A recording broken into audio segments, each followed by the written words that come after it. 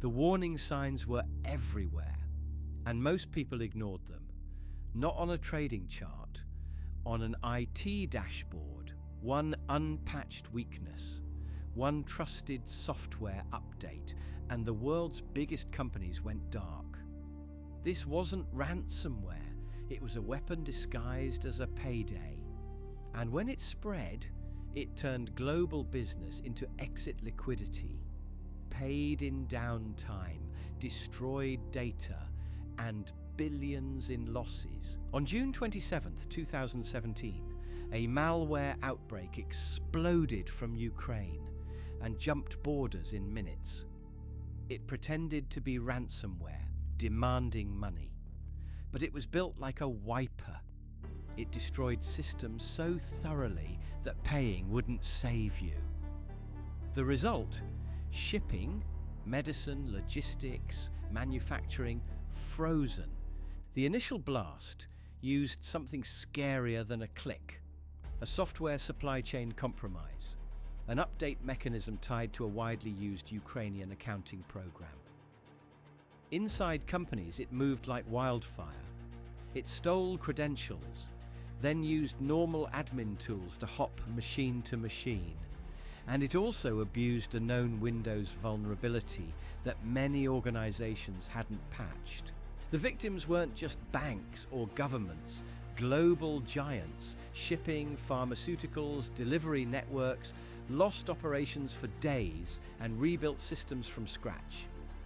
Maersk's shipping terminals stalled. Merck reported massive disruption.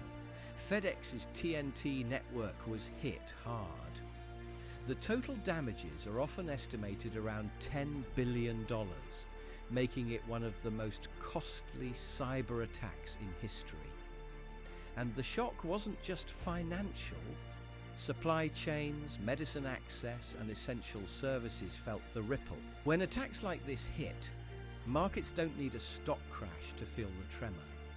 Operations stop, shipping delays, inventory shortages, cyber insurance disputes surge, and the uncertainty itself becomes a cost.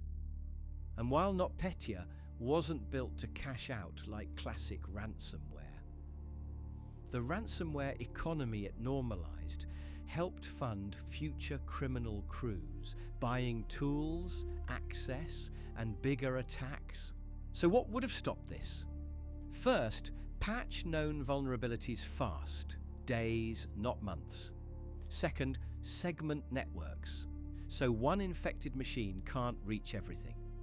Third, least privilege, stop using admin accounts for everyday work. Fourth, offline tested backups, because recovery is the real ransom. And fifth, treat software updates like a supply chain. Verify, monitor, and log everything. Afterward, governments moved from incident to attribution. The US and allies publicly blamed Russia's GRU. Regulators and law enforcement pushed sanctions, indictments, and new pressure on critical infrastructure defense. But the biggest lesson? A cyber weapon aimed at one country can spill into the entire world.